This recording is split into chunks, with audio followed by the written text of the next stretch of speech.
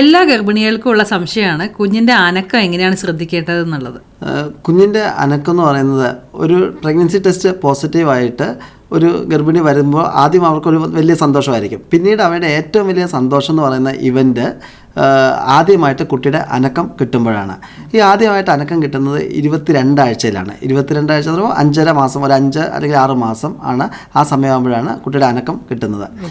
ഈ അനക്കം നമ്മൾ കൃത്യതയോടുകൂടി നമ്മൾ ശ്രദ്ധിക്കേണ്ടത് 32 ആഴ്ച അല്ലെങ്കിൽ 30 ആഴ്ചയ്ക്ക് ശേഷമാണ്. ഈ 30 ആഴ്ചയ്ക്ക് ശേഷം നമ്മൾ കുട്ടിയുടെ അനക്കം എല്ലാ ഗർഭിണികളോടും നമ്മൾ പറയും, രാവിലെയും ഉച്ചയ്ക്കും വൈകിട്ടും ആഹാരം കഴിച്ചതിന് ശേഷം 1 മണിക്കൂർ ഇടതുവശം ചരിഞ്ഞ് കിടക്കാനും കൈ വയറിന് മുകളിൽ വെച്ച് അങ്ങനെ തന്നെ നോക്കാൻ പറയും. കൈ വയറിന് മുകളിൽ വെച്ചിട്ട് കുട്ടിയുടെ കിക്ക് കിട്ടണം. അതായത് കുട്ടിയാണെന്നുണ്ടെങ്കിൽ കുട്ടിയുടെ ബോഡി പാർട്സ് വന്നിട്ട് അമ്മയുടെ വയറിൽ തട്ടുമ്പോൾ അമ്മ ഫീൽ ചെയ്യണം കുട്ടിയുടെ ഈ മൂവ്മെൻറ്റ്സ്. അത് 1 മണിക്കൂറിൽ 3 അനക്കമാണ് കിട്ടേണ്ടത്. ഈ 3 അനക്കം 3 തവണയായിട്ട്, അതായത് രാവിലെയും ഉച്ചയ്ക്കും വൈകിട്ട് വെച്ച് ഒരു 10 അനക്കത്തിന് ടോട്ടൽ ഒരു ദിവസം 10 അനക്കം കിട്ടണം. എല്ലാവർക്കും 22 ആഴ്ച ആകുമ്പോൾ തന്നെ അനക്കം കിട്ടണമെന്നില്ലല്ലോ. ഇല്ല, എല്ലാവർക്കും 22 ആഴ്ച ആകുമ്പോൾ കിട്ടണമെന്നില്ല. ചിലർക്ക് 18 ആഴ്ചയിൽ മെലിഞ്ഞ ഗർഭിണികളാണെങ്കിൽ ഈ 18 ആഴ്ച ആകുമ്പോഴാണ് നമുക്ക് അനക്കം കിട്ടുന്നത്.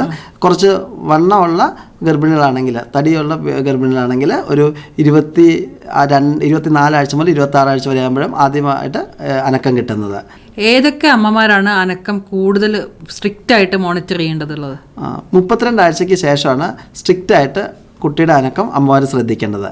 അത് നേരത്തെ ഒരു 8-ാം മാസം അല്ലെങ്കിൽ 9-ാം മാസത്തിൽ വയറ്റിനകത്ത് തന്നെ വെച്ചിട്ട് കുട്ടിക്ക് അപകടം സംഭവിച്ചിട്ടുള്ള അമ്മമാർ, അതായത് മിടിപ്പ് പെട്ടെന്ന് നിന്ന് പോയിട്ടുള്ള അമ്മമാർ, പിന്നെ ഹൈ ഷുഗറുള്ള അമ്മമാർ, അവർ പ്രമേഹമുള്ള അമ്മമാർ, ഇൻസുലിൻ എടുക്കുന്നുണ്ടെങ്കിൽ ശ്രദ്ധിക്കണം. ഇൻസുലിൻ എടുക്കുന്ന അമ്മമാർ ശ്രദ്ധിക്കണം.